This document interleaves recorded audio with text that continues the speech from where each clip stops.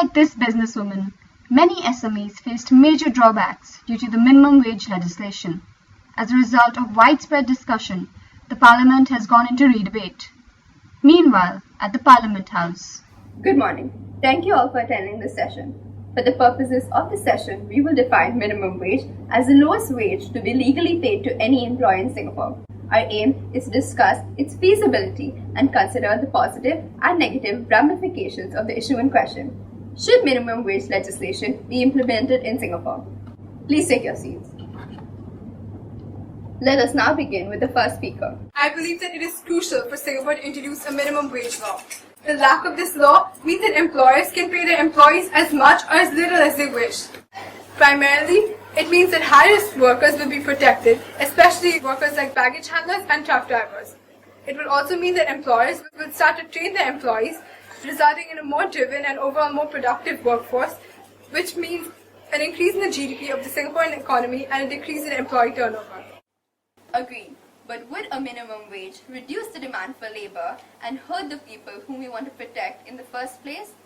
With this in mind, ladies and gentlemen, please welcome our next speaker to present the counter-argument. While my counterpart has raised some salient and relevant points, I would like to deal with the flip side of things. The first, and arguably the most important problem with the introduction of minimum wage legislation is that it increases the possibility of unemployment. The rising cost of labor mean that form most unskilled or low-skilled workers at risk. These workers will then come under the jurisdiction of the government. Barring the fact that a minimum wage would indeed hurt our workforce, it must also be recognized that the introduction of such legislation would mean that industries will not actually want to remain in Singapore because of the rising labor costs. In particular, the construction and transportation industries would be rather drastically hit because of their labor intensity. This would mean that Singapore's GDP would decrease and our own growth would be stilted because of this relocation. Hey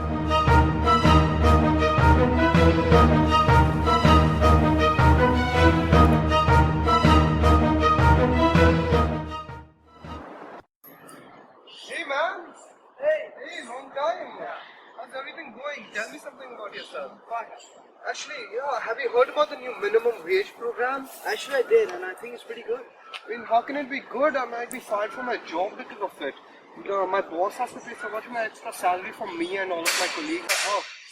Seriously, I think I'm better off than you because since the government has decided on this minimum wage, I mean, they have to lower the training costs and put people into a thing called enhanced grants.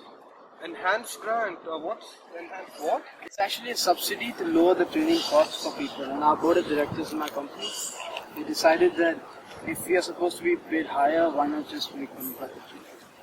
That's great. You work in a multinational, you're lucky. But for people like me who work in small shops in the heartlands, I mean, our boss is simply going to fire us because of the increased salary he has to pay for us. Because the cost of our goods will increase, no one's going to buy for us, our sales will decrease. I'm just going to get fired. As simple as that. But won't it be easier for you to pay your family bills? Look, to pay my family bills, I need a job. Yeah, but that's right. Yeah, minimum wage will keep me with no job. I'd rather just have a low-paying job rather than no job. So I'll see you later. Yeah. Bye.